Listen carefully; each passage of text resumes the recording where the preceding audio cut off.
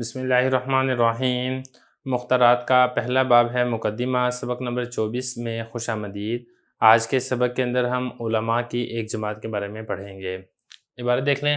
وَتَنَاسَى هَؤُلَاءِ مَا كَتَبَ غَيْرُهُمْ وَانْصَرَفَ النَّاسُ حَتَّى الْبَاحِثِينَ مِنْهُمْ عَنْ ذَخَائِرِ الْأَدَبِ الْعَرَبِيِّ الثَّمِينَةِ وَلَمْ يُفَكِّرْ أَحَدٌ فِي أَنْ يَبْحَثَ التَّارِيخَ وَالسِّيَرَ وَالتَّرَاجِمَ وَفِي مُؤَلَّفَاتِ الْعُلَمَاءِ عَنْ قِطَعٍ أَدَبِيَّةٍ رَائِيَةٍ تَفُوقُ فِي قُوَّتِهَا وَهَيْبَتِهَا وسلاستها وسلامتها وفي بلاغتها وجمال لغتها على دواوين أدبية ومجاميع ورسائل أكب عليها الناس وافتتنوا بها، هذا وقد بقيت طائفة من العلماء حتى في عصور الانحطاط الأدبي غير خاضعين لأسلوب تقليدي في عصرهم متحررين من السجع والبديع والصنائع والمحسنات اللفظية، يكتبون ويؤلفون في لغة عربية نقية وفي أسلوب مطبوع يتدفق بالحياة إذ قرأه الإنسان ملكه الإعجاب وآمن بفكرتهم وخضع لعقيدتهم ولما يكررونه، وهذه القطع التي طويت في أثناء كتب علمية أو دينية فجهلها الأدباء وزهد فيها تلاميذ الأدب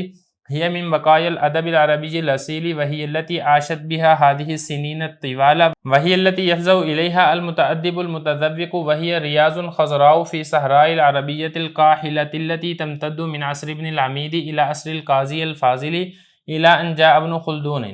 عبارت ہو چکی ہے، اب چلتے ہیں اس کے ترجمے کی طرف۔ اور یہ لوگ بھول گئے ان کتابوں کو جو ان کے علاوہ نے لکھی تھی، اور لوگ بھی پھر گئے، یہاں تک کہ بحث مباحثہ کرنے والے بھی پھر گئے ان قیمتی عربی ادب کے ذخیروں سے، اور کسی ایک نے بھی اس بارے میں غور نہیں کیا کہ وہ تاریخ، سیرت، تراجم اور علماء کی تالیف شدہ عربی ادب کی قیمتی ٹکڑوں کے بارے میں بحث کرتا، جو اپنی قوت، حیت، روانی سلامتی اور اپنی بلاغت اور اپنی زبان کی خوبصورتی میں عربی ادب کے دیوانوں اور مجموعوں اور رسائل سے فوقیت رکھتے ہیں، جن پر لوگ اوندھے منہ گرے ہوئے ہیں اور جن کی وجہ سے لوگ فتنے میں مبتلا ہیں۔ اس عربی انحطاط کے زمانے میں بھی علماء کی ایک جماعت باقی تھی جو اس تقلیدی اسلوب کے سامنے نہیں جھکی اپنے زمانے میں، جو آزاد تھے سجا بندی سے، بدیع سے، صنعت سے، محسنات لفظیہ سے۔ وہ تحریریں لکھتے تھے اور تالیف کرتے تھے عربی زبان میں جو کہ صاف ستھری تھی، اور ایسے ڈھلے ہوئے اسلوب میں جو کہ زندگی کے عین مطابق تھا۔ جب انسان اس کو پڑھتا تھا تو وہ تعجب اس کو گھیر لیتا تھا، اور وہ ان کی فکر پر ایمان لے آتا تھا، اور ان کے عقیدے پر، اور جس چیز کو وہ ثابت کرنا چاہتے تھے ان کے سامنے وہ جھک جاتا تھا۔ یہی عربی ادب کے ٹکڑے ہیں جو کہ علمی اور دینی کتابوں کے اندر لپٹے ہوئے ہیں۔ ادباء لوگ ان عربی ادب کے ٹکڑوں سے جاہل ہیں، اور ادب سیکھنے والے شاگرد اس سے اعراض کرنے والے ہیں۔ یہی اصل عربی ادب کے بقایا جات میں سے ہیں، جس کی وجہ سے عربی زبان اتنے طویل سالوں تک زندہ رہی۔ یہی عربی ادب ہے۔ بعض ذوق عربی ادب سیکھنے والے اسی کی جانب رجوع کرتے ہیں، اور یہ سرسبز باغ ہے عربی کے بیابان صحرا میں، وہ عربی کا بیابان صحرا جو ابن عمید کے زمانے سے قاضی فاضل کے زمانے تک پھیلا ہوا ہے، یہاں تک کہ ابن خلدون آ گئے۔ عبارت ہو چکی ہے، ترجمہ ہو چکا ہے، اب چلتے ہیں اس کی لغوی صرفی تحقیق کی طرف۔ پہلا لفظ دیکھیں، تناسا۔ تناسا یا تناسا، باب اس کا تفاعل ہے، اور اس کا معنی ہوتا ہے اپنے آپ کو بھولا ہوا ظاہر کرنا۔ واحد مذکر غائب فی الماضی معلوم کا صیغہ ہے۔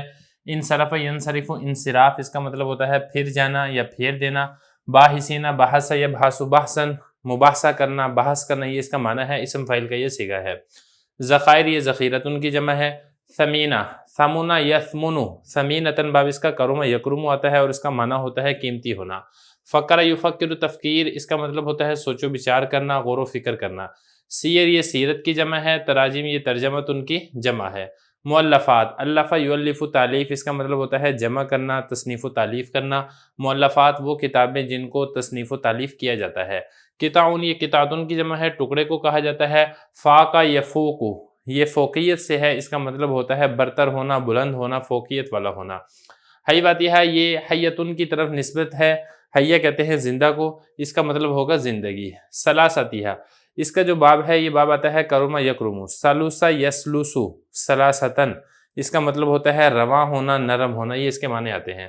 جمال، خوبصورتی کو کہا جاتا ہے۔ دواوین، یہ دیوان کی جمع ہے۔ مجامع، یہ مجموعتن کی جمع ہے۔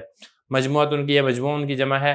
ہر وہ کتاب جس میں مختلف چیزیں جمع کی گئی ہوں اس کو مجموعہ یا پھر اس کو مجامع کہا جاتا ہے۔ اکبا یکبو اکباب، باب اس کا افعال آتا ہے، واحد مذکر غائب فعل ماضی معلوم کا صیغہ ہے، جس کا معنی ہوتا ہے اوندھا کر دینا۔ آگے لفظ دیکھیں افتتنو، افتتنا یفتتنو افتتان، باب اس کا افتعال ہے اور اس کا معنی ہوتا ہے فتنے میں ڈالنے کے لیے یا فتنے میں مبتلا ہونے کے لیے تکلف کرنا۔ عصور یہ عصر کی جمع ہے، زمانے کو کہا جاتا ہے۔ انحطاط یہ باب انفعال کا مصدر ہے، کمی اور کوتاہی کو کہا جاتا ہے۔ خاضعین خضع یخضع، باب اس کا فتح یفتح آتا ہے اور اس کا مطلب ہوتا ہے جھکنا۔ آگے لفظ دیکھیں متحررین، تحرر یتحرر تحررا، باب اس کا تفاعل ہے، اسی سے یہ اسم فاعل کا یہ صیغہ ہے اور اس کا مطلب ہوتا ہے تحریر کرنے والا۔ آگے ہے السج، سج یہ اس نثری کلام کو کہا جاتا ہے کہ جس کے آخر میں حرکات اور سکون کے اعتبار سے ترتیب کا خیال رکھا جاتا ہے۔ تو یہ ہوتا تو نظم نہیں ہے، لیکن اشعار کی طرح اس کے آخر میں اس چیز کا خیال رکھا جاتا ہے، لیکن اس میں اشعار والے وزن نہیں ہوتے ہیں۔ اس کے بعد آگے لفظ دیکھیں مطبوع، طبع یطبع، طبعا باب اس کا فتح یفتح آتا ہے اور اس کا مطلب ہوتا ہے کسی شکل کے اندر ڈھالنا، کسی چیز کے اندر لپیٹنا، اسی سے اسم مفعول کا صیغہ ہے۔ تدفق یتدفق تدفقا، باب اس کا تفاعل ہے اور اس کے اندر اچھلنے والا معنی اور تیزی کے ساتھ آگے بڑھنے والا معنی یہ اس کے اندر معنی پایا جاتا ہے۔ آگے لفظ دیکھیں الاعجاب، یہ باب افعال کا مصدر ہے اور اس کا معنی ہوتا ہے تعجب کے اندر مبتلا کرنا۔ خضع یخضع یہ پہلے بھی آ چکا ہے، جھکنا، پست ہونا۔ آگے لفظ دیکھیں طوی یطوی طین، اس کا مطلب ہوتا ہے لپیٹنا، طویت یہ اسی سے ماضی مجہول کا صیغہ ہے۔ جاہل یجہل، اس کا مطلب ہوتا ہے جاہل ہونا۔ زاہد یزہد، اس کا مطلب ہوتا ہے بے رغبتی کرنا۔ اور اس کے بعد آگے لفظ دیکھیں بقایا، یہ بقیت ان کی جمع ہے، باقی ہونا، اردو میں اسی معنی میں استعمال ہوتا ہے۔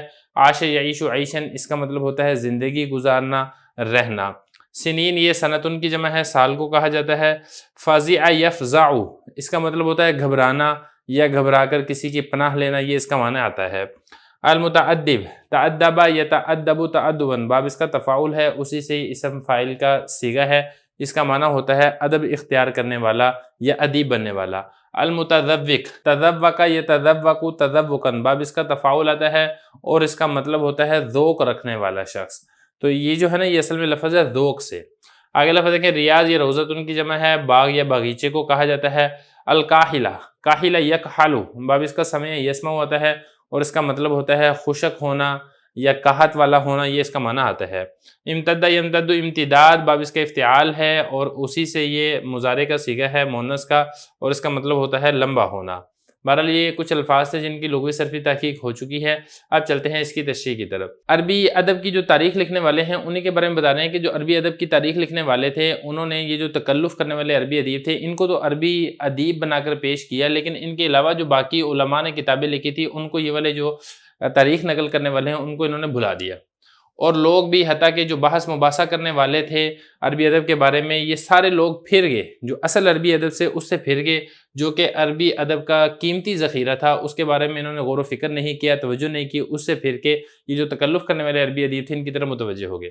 تو کسی ایک نے بھی اس بارے میں غور و فکر نہیں کیا کہ وہ تاریخ سے بحث کرتا، سیرت سے بحث کرتا، تراجم سے بحث کرتا اور جو علماء کی جو قیمتی تالیفات تھیں ان سے بحث کرتا جس کے اندر عربی ادب کے قیمتی ٹکڑے پائے جاتے تھے۔ کسی نے بحث ہی نہیں کی اس بارے سے، جو کہ تکلف کرنے والے عربی ادیب کی کتابوں پر بہت زیادہ فوقیت رکھتے ہیں، ان کے اندر طاقت اور قوت بھی زیادہ ہے، ان کے اندر زندگی زیادہ ہے، ان کے اندر روانگی ہے، سلامتی ہے، اور اسی طریقے سے جو عربی ادب کا جو خوبصورتی اور حسن ہے وہ کامل درجے کا پایا جاتا ہے۔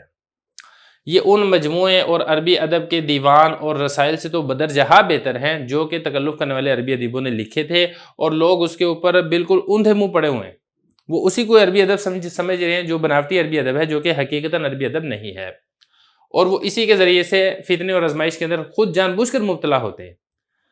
اگر وہ تھوڑا سا غور و فکر کرتے تو ان کو پتہ چل جاتا کہ یہ تکلف کرنے والے عربی ادیب ہیں، اور یہ والا جو تصنع اور بناوٹ سے بھرا ہوا عربی ادب کا کلام ہے، اور اس کے برعکس یہ جو دوسرا کلام ہے جو کہ علماء نے لکھا ہے یہ حقیقتاً عربی ادب کے اوپر مشتمل ہے، لیکن چونکہ انہوں نے غور و فکر نہیں کیا تو اس لیے ہم کہیں گے کہ انہوں نے جان بوجھ کر خود کو فتنے کے اندر مبتلا کیا ہے۔ لیکن اس سب کے باوجود علماء کی ایک جماعت ہر زمانے کے اندر باقی رہی، حتیٰ کہ جو عربی ادب کے انحطاط کا زمانہ تھا اس میں بھی علماء کی ایک جماعت باقی رہی تھی جنہوں نے اس مصنوعی اور تکلف کرنے والے عربی اسلوب کی پیروی نہیں کی۔ اور یہ جو علماء کی جماعت تھی انہوں نے سجا بندی سے اپنے کلام کو محفوظ رکھا، تکلف کرتے ہوئے علم بدیع کا انہوں نے استعمال نہیں کیا، محسنات لفظیہ کا انہوں نے استعمال نہیں کیا، بلکہ انہوں نے جو اپنی کتابیں اور اپنی تحریریں لکھی تھی وہ انہوں نے جو خالص اور صاف عربی زبان تھی اس کے اندر لکھی تھی، اور ان کا جو عربی زبان کا جو اسلوب تھا وہ زندگی کے بہت زیادہ قریب تھا اور زندگی کے بہت زیادہ مطابق تھا، حتیٰ کہ جب کوئی انسان اس کو پڑھتا تھا تو پھر اس کو جو اصل عربی ادب ہے اس کی چاشنی اس کو حاصل ہوتی تھی اور وہ تعجب کے اندر مبتلا ہو جاتا تھا، اور وہ ان کی فکر کے اوپر ایمان لے آتا تھا، اور جو ان کا عقیدہ ہے اور جس بات کو یہ والے علماء ثابت کرنا چاہتے تھے اس کے سامنے اپنے آپ کو جھکا لیتا تھا، کیونکہ ان کا جو کلام ہوتا تھا وہ خالص عربی صاف ستھری زبان کے اوپر، صاف ستھرے ادب کے اوپر مشتمل ہوتا تھا، اس میں کسی قسم کے تصنع، بناوٹ اور تکلف سے کام نہیں لیا جاتا تھا۔ لیکن یہ والے جو عربی ادب کے ٹکڑے ہیں یہ علمی اور دینی کتابوں کے اندر لپٹے ہوئے موجود ہیں، مطلب کہنے کا یہ ہے کہ یہ باقاعدہ طور پر عربی ادب کے عنوان سے ان کی الگ سے کتابیں وجود کے اندر نہیں آئی ہیں، بلکہ یہ جو عربی ادب کی تحریریں ہیں یہ کوئی علمی کتاب ہے، کسی موضوع کے اوپر ہو سکتی ہے، فقہ کے موضوع پہ، اصول فقہ کے موضوع پہ، یا کوئی دینی کتاب ہے، تاریخ کی کتاب ہے، ان کے اندر ان کے اسنا اور ان کے ضمن کے اندر ایسی عربی تحریریں پائی جاتی تھی، لیکن چونکہ ان کو ٹائٹل اور ان کو عنوان عربی ادب کا نہیں دیا گیا تھا اس لیے تاریخ کی کتابوں کے اندر یہ گم ہو گئی، اور جو ادیباء تھے وہ اس سے جاہل رہ گئے، اور جو ادب سیکھنے والے تھے انہوں نے ان سے بے رغبتی کی، حالانکہ یہی عربی اصل ادب تھا، اور یہی عربی اصل ادب تھا جس کی وجہ سے جو عربی زبان ہے وہ ایک لمبے عرصے تک یا لمبے زمانے تک باقی رہی۔ اس سے جو عربی ادب کے جو طالب علم تھے وہ غافل ہو گئے، انہوں نے اس پر توجہ نہیں دی جیسے ان کو توجہ دینی چاہیے تھی۔ یہی وہ اصل عربی ادب ہے کہ جو عربی ادب سیکھنے والا ہے، طالب علم ہے، جو صاحب ذوق شخص ہے، یہ ایسے ہی عربی ادب کی طرف پناہ پکڑتا ہے۔